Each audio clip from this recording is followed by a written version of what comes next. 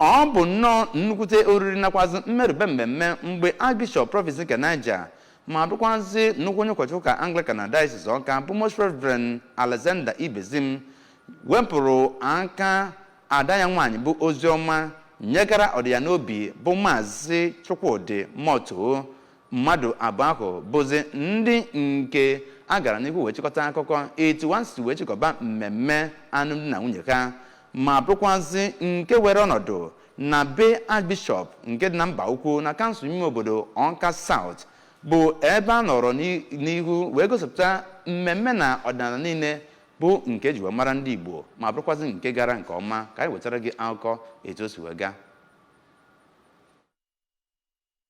Bishop ụka dị iche iche, ndị enyi, ndị ọgọ na ndị na-echere ha ezigbo echiche bịara dịka Bishop Ibezim onye kere ekike dịka nnukwu nwa afọ Igbo si mee ka mata alụmdi na nwunye bụ nke Chineke ji aka wee wube ma kwue na ngọzi Chukwu bụ nke na-eme ka di na nwunye na-afụkọrịta onwefe n'anya ma ọ dị mma ma ọ dị njọ ma jikọkwa aka ọnụ wee zụlite ụmụaka. Na ntụnye nke ya ka onye bishọp nke ụka Anglican na Agwata Diocese Right Reverend Samuel Ezofo mere ka amata na dịka ndị ụka Kraịst na alụmdi na nwunye bụ okwu a na-akpọ nke ọ bụ site na atụmatụ onye nwe Jizọs Kraịst tụpụtara bụ iyi a na-anwụ nke enweghị ihe ga-ekewe ya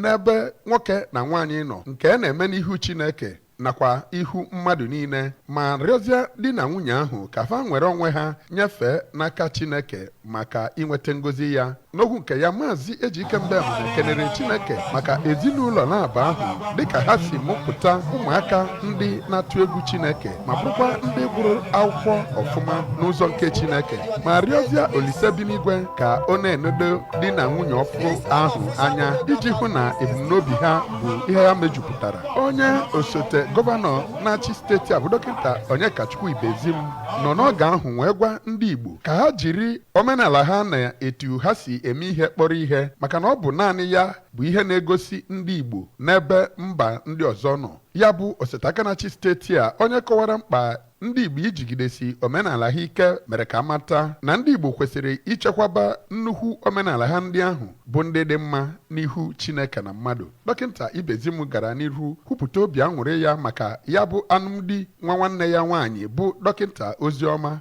ma gwakwa ya na di ya ka ha na-ahụrịta onwe ha n'anya yarakwa iji alụmdi na nwunye ha ti epere mgbe niile ma kpezie Olise bi n'igwe ka onye ha ezinụlọ bụ sọ mma. Mgbe a na-agba ya ajụjụ ọnụ ka onye kọmishọna na-ahụ maka ọdịnala na ihe nlere anya na steeti a bụ Maazị Don Onyenji kọwara alụmdi ya na nwunye ahụ dịka ebe a nọ-gosipụta omenala ndị Igbo etu ọ kwesịrị ekwesị site na uwe ndị mmadụ yigasị nke o kwere na Archbishop Ibezim yi tinyere nri eliri ebe ahụ nakwa mmanya anwụrụ ma gwazie ndị Igbo ka ha na-akwalite omenala ha dị mma oge niile. Ya bụ nwaanyị a na-alụ alụ Dọkịta Ozioma kenere Chineke maka ime ka ebumnobi ya pụta ìhè ma kọwaa na mgbe ya na-achọ onye ọ ga-abụ ya